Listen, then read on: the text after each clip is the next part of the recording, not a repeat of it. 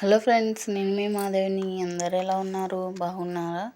మేము కూడా చాలా బాగున్నామండి. మీరు కూడా బాగుండాలని దేవుణ్ణి మనస్ఫూర్తిగా కోరుకుంటున్నా.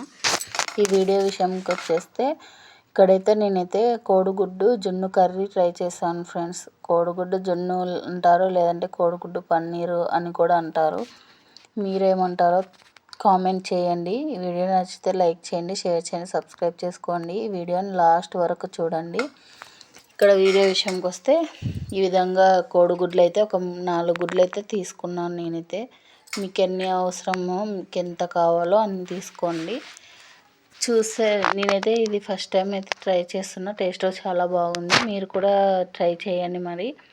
అలాగే కోడిగుడ్డుతో ఎన్నో రకాలు చూసాను, కానీ ఈ విధంగా జున్ను కర్రీ లేదా పన్నీర్ కర్రీ ఇదే ఫస్ట్ టైం చేయడము. ఇట్లా ఈ విధంగా 4 గుడ్లు అయితే పలగొట్టుకున్న తర్వాత అందులోని కొద్దిగా ఉప్పు, కారం, కొద్దిగా మిరియాల పొడి కూడా వేసి బాగా కలుపుకొని పక్కన పెట్టుకోవాలి. పక్కన పెట్టుకున్న తర్వాత ఒక గిన్నె అయితే తీసుకొని గిన్నెలో ఆయిల్ అంతా అప్లై చేసుకున్న తర్వాత ఈ గిల్ల కొట్టుకున్న కోడిగుడ్డు మిశ్రమం అంతా అందులో వేసి ఒక ఇడ్లీ కుక్కర్ ఉంటుంది కదా, మామూలు కుక్కర్లో అయినా ఉడికించుకోవచ్చు. ఇడ్లీ కుక్కర్ తీసుకున్నాను నేనైతే. కుక్కర్లో పెట్టి ఒక 10-15 నిమిషాలు అయితే ఉడికించాను.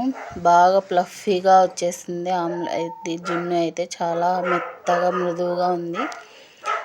అవి అయితే కట్ చేసుకొని కర్రీ చేసుకోవడమే ఫ్రెండ్స్. చూసేయండి, ఇట్లా గిన్నెలో అయితే వేసుకొని ఇట్లా కుక్కర్లో పెట్టి ఉడికించుకున్నాను నేనైతే. ఈ విధంగా ఉడికించుకున్నాక ఒక 15 నిమిషాలే ఫ్రెండ్స్, ఎంతసేపు పట్టదు. ఈ విధంగా ఫ్లఫీగా వస్తుంది. చూసారు కదా, ఇవైతే ముక్కలుగా కట్ చేసుకొని కర్రీ చేసుకోవడమే. చూసేయండి మరి మీరు కూడా ముక్కలు ఎంత బాగున్నాయో.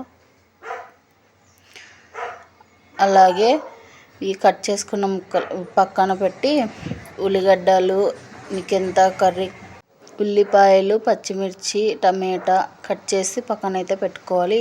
ఇప్పుడైతే కడాయి పెట్టి ఆయిల్ అయితే వేసుకొని తగినంత ఆయిల్, కట్ చేసుకున్న ఉల్లిపాయలు సన్నగా కట్ చేసుకొని పెట్టుకొని ఉండాలి. ఈ విధంగా బాగా కలుపుతూ కొద్దిగా తర్వాత అల్లం వెల్లుల్లి పేస్ట్ వేసాను, బాగా కలుపుకోవాలి. అలాగే కట్ చేసుకున్న పచ్చిమిర్చి ముక్కలు కూడా వేసి కలుపుకున్న తర్వాత టమాటాలు కూడా వేయాలి. అవి కూడా కలుపుతూ అవి కొద్దిగా మెత్తపడడానికి అయితే ఉప్పు అయితే వేసాను. పసుపు, ఉప్పు వేసి బాగా కలిపి ఒక 5-10 మినిట్స్ ఉడికించుకోవాలి, మగ్గించుకోవాలి.